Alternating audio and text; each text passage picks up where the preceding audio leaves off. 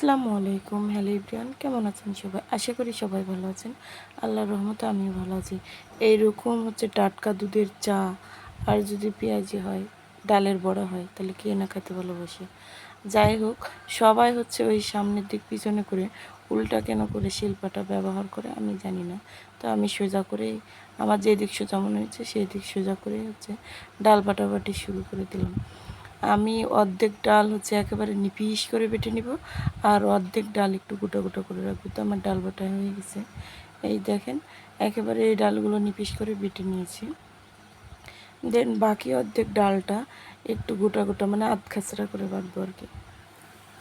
অত নিপিস হওয়ার দরকার নাই, তাহলে এই ডালগুলো ভাজা ভাজা হবে, মুচমুচ লাগবে, খেতে ভালো লাগবে।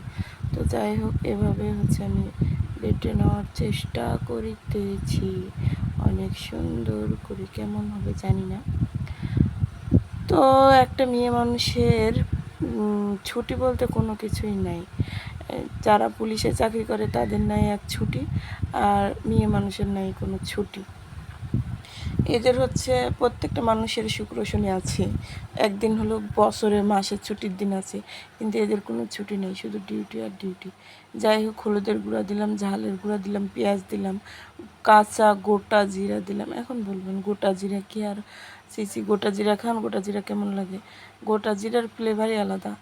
একটু আধ খাচড়া করে থেতা করে নিয়েছি কাঁচামরিচ, দিয়ে দিলাম চাট মশলা। চাট মশলা দেওয়ার পর দিয়ে দিব, এখন কি দিব বলেন তো, একটু চাউলের গুঁড়া। চাউলের গুঁড়াটা দিচ্ছি যে ডালটা একটু যাতে শক্ত হয়। আর এইভাবে ভালোভাবে হাত দিয়ে চেপে চেপে মেখে নিছি। মাখামাখি যত ভালো হয় ততই নাকি এগুলো জিনিসের টেস্ট ভালো হয়। তো যাই হোক, মাখামাখি শেষ, কড়াইতে তেল গরম দিয়ে দিয়েছি।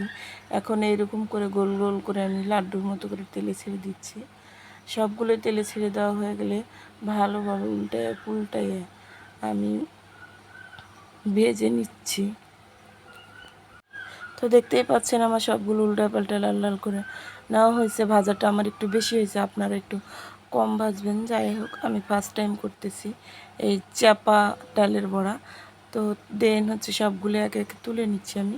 ওইটা একটু কম হয়েছিল, ওই জন্য ওটা সাইড করে দিলাম, এবং এক সাইড পুড়ে গেছে আর এক সাইড কাঁচা হয়ে আছে এই জন্য। তো এই তো ভাজাভাজি শেষ। এটা ঠান্ডা করার জন্য 15-20 মিনিট রেখে দিব। 15-20 মিনিট পরে এরকম একটা প্লেট, ছোট প্লেট নিয়ে নেব, দিয়ে হাত দিয়ে ভালোভাবে এইভাবে চেপে চেপে এটাকে পাতলা করে নিব, চ্যাপা চ্যাপা করে নিব বাংলা ভাষা। তো চ্যাপা করে নেওয়ার পর দিয়ে দিলাম আবার গরম তেলে। গরম তেলে দেওয়ার পরে এই দুটাই তো ভাজা ভাজা হয়ে গেছে।